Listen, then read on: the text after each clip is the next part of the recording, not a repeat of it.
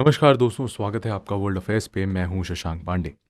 Double trouble for Pakistan, Tehreek Taliban और Pakistan Baloch liberation army. Tehreek Taliban Pakistan यानी TTP और बलोच लिबरेशन आर्मी यानी बीएलए ने दोस्तों एक नेक्सस बना लिया है। ये कोई नया नेक्सस नहीं है, बट इनका ये जो कोalition है ना दोस्तों, ये पाकिस्तान के लिए बहुत ज़्यादा डेडली होने वाला है।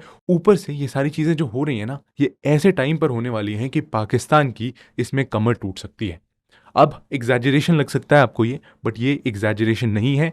इसी को हम डिटेल में समझेंगे, लेकिन सबसे पहले एक रिकैप कर लेते हैं कि पिछले कुछ दिनों में क्या हुआ है। दोस्तों, मैं बहुत ज़्यादा हिस्टोरिकल बैकग्राउंड आपको नहीं देने वाला हूँ कि कैसे यूएसए ने पुल आउट किया था अफगानिस्तान से, अपने सोल्जर्स को लेकर निकल गए थे, बट अपनी जो भी वेपनरी थी, अपने जो भी एमिनेशन थे, उन्हें पीछे छोड़ दिया था। ये सारी चीज़ें मैं एक्सपेक्ट करता हूँ कि आपको ऑलरेडी पता होंगी। अभी सबसे पहले बात करते हैं दोस्तों कि आए दिन रिसेंटली क्या होना शुरू हुआ है। ये है 21 दिसंबर 2024। इस दिन एक खबर आती है दोस्तों कि 16 पाकिस्तानी सोल्जर्स को एक आर्मी पोस्ट पर, जो कि अफगानिस्तान बॉर्डर के नज़दीक थी, वहां पर मार दिया जाता है तहरीक तालिबान पाकिस्तान के द्वारा। अब सवाल ये उठता है दोस्तों कि आखिर टीटीपी ऐसा क्यों करेगा। तो देखिए दोस्तों, टीटीपी तहरीक तालिबान पाकिस्तान, उसके जो मेन लीडर थे ना दोस्तों, उसको 2018 में पाकिस्तान ने एलिमिनेट कर दिया था। और उसके बाद जो टीटीपी के लीडर बने मुफ्ती नूर वाली महसूद, उन्होंने अपनी अलीजेंस प्लेज की थी टू तालिबान। लेकिन तालिबान और पाकिस्तान के बीच में तो कुछ बुरा चल नहीं रहा था।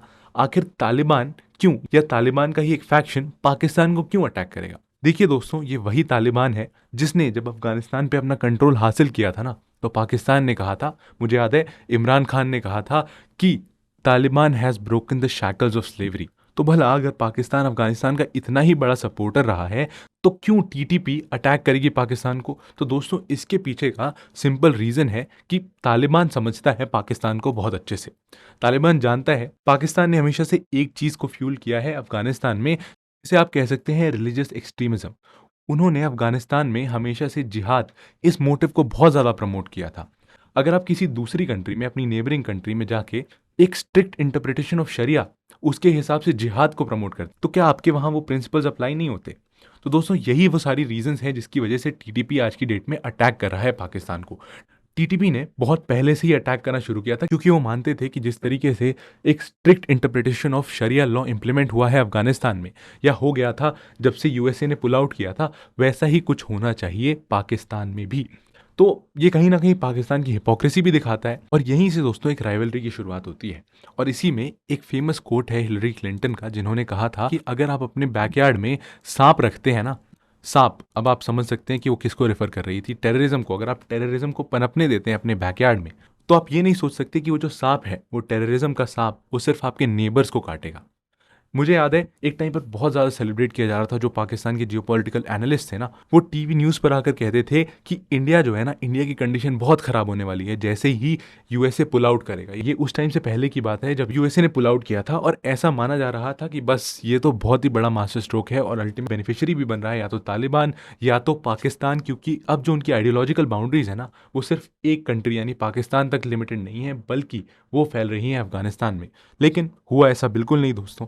और दोस्तों, यहीं से चलिए वापस आते हैं अपनी टाइमलाइन पर, जहां पर हमने देखा कि पहले एक अटैक हुआ था 21 दिसंबर 2024 को, और इसके बाद दोस्तों कल जिस पर भारत ने भी अपना बयान दिया ना, वो इंसिडेंट होता है।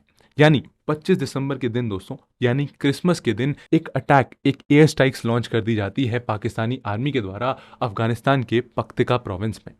और यहाँ से और कुछ नहीं होता है दोस्तों, तहरीक तालिबान पाकिस्तान के साथ ही साथ तालिबान भी इसमें इन्वॉल्व हो जाता है। तालिबान हमेशा से कहता आया है कि हम किसी भी टेररिस्ट को हार्बर नहीं कर रहे हैं, बट पाकिस्तान की जो पुरानी आदत है ना दोस्तों, हर चीज़ को अपने नेबर्स पे ब्लेम कर देने की, वही किया पाकिस्तान ने एक बार फिर से, और अटैक कर दिया था 25 दिसंबर को अफगानिस्तान पे। और इसके बाद दोस्तों सिचुएशन और ख़राब होती है। तालिबान के 15,000 फाइटर्स, 15,000 सोल्जर्स जो है ना, वो पाकिस्तान की तरफ कूच कर देते हैं। ये है तालिबान दोस्तों, और ये वो तालिबान है जिसके पास यूएसए की एडवांस्ड आर्मरी है। ये कोई एक मिलिटेंट ऑर्गेनाइजेशन नहीं है जो कि बस छोटे मोटे अटैक करता है पाकिस्तान के ऊपर। ये है एक पूरा स्टेट। यानी तालिबान के जो सोल्जर्स थे ना, इन्होंने कूच कर दिया था पाकिस्तान के बॉर्डर्स की तरफ। और पाकिस्तान ऑब्वियसली इसको डाउन प्ले करता है, लेकिन यहाँ पर कई सारे अनवेरिफाइड रिपोर्ट्स के हिसाब से पाकिस्तान की जो आर्मी है ना, यहाँ पर कई सारे अपने जो बॉर्डर पोस्ट थे ना, उनको छोड़कर भाग जाती है। इसके साथ ही डबल ट्रबल क्यों है, आइए अब वो भी जान लेते हैं। अभी तक आपने पूरी टाइमलाइन धीरे धीरे समझ ली, लेकिन इसके साथ ही दोस्तों कुछ टाइम पहले एक और न्यूज़ आई थी जिसके हिसाब से 47 मिलिट्री पर्सनल्स को, पाकिस्तानी आर्मी के मिलिट्री पर्सनल्स को मार दिया गया था इन तुर्बत। और इसकी रिस्पॉन्सिबिलिटी ली थी दोस्तों BLA यानी बलोच लिबरेशन आर्मी ने। बलोच लिबरेशन आर्मी दोस्तों एक वही मिलिटेंट आउटफिट है जो अपने आप को फ्रीडम फाइटर्स ऑफ बलूचिस्तान भी क्लेम करते हैं। इन्होंने लगातार अटैक्स किए हैं पाकिस्तानी आर्मी पर। ये एक आर्टिकल है, 2023 का आर्टिकल है। और अब ऐसा देखा जा रहा है कि जो TTP है, तहरीके तालिबान पाकिस्तान, और BLA और बाकी बलोच मिलिटेंट्स, इनके बीच में एक नेक्सस फॉर्म हो रहा है। एक नेक्सस इतना बड़ा कि 2023 में TTP के स्पोक्स पर्सन मोहम्मद खुरासानी ने एक अटैक के बाद इस ग्रुप को कॉन्ग्रेचुलेट करते हुए ये कहा था कि हमारा एनिमी कॉमन है। आपने ये जो अटैक किया है ना पाकिस्तानी आर्मी के ऊपर, ये बहुत अच्छा किया, क्योंकि ये पाकिस्तानी आर्मी इनोसेंट्स का मसैकर कर रही है, इनोसेंट्स को मार रही है बलूचिस्तान में। और हम किसी भी तरीके के मैसेकर, चाहे वो बलूचिस्तान में हो या वजीरिस्तान में, उसके खिलाफ है। हमारा एनिमी कॉमन है। किस एनिमी की बात हो रही है? यहाँ बात हो रही है दोस्तों पाकिस्तानी आर्मी की। और इसके साथ ही दोस्तों तहरीके तालिबान पाकिस्तान तो ये भी कहने लगा है कि हम अब आपके मिलिट्री बिजनेसेस को भी टारगेट करना शुरू कर देंगे। और इसके बाद दोस्तों पाकिस्तान से जो उम्मीद थी उतनी भी सूझबूझ लगाए बिना पाकिस्तान के जो PM है शहबाज शरीफ, इन्होंने तो ये तक कह दिया है कि हम बदला लेंगे जो अटैक किया है तालिबान और तहरीके तालिबान पाकिस्तान ने। तो चीज़ें बहुत ख़राब हो रही हैं दोस्तों, और एक बहुत ही कॉम्प्लिकेटेड सा सिनेरियो बनकर सामने आ रहा है, जहां एक साइड है तहरीके तालिबान पाकिस्तान, बलूच लिबरेशन आर्मी, और साथ ही तालिबान, वो कंट्री जिसके इनोसेंट्स के ऊपर अटैक किया था तहरीके तालिबान पाकिस्तान ने। ये जाकर एयर स्ट्राइक्स करके आ गए अफगानिस्तान में, बस अपनी जनता को खुश करने के लिए कि हमने तो बदला ले लिया है।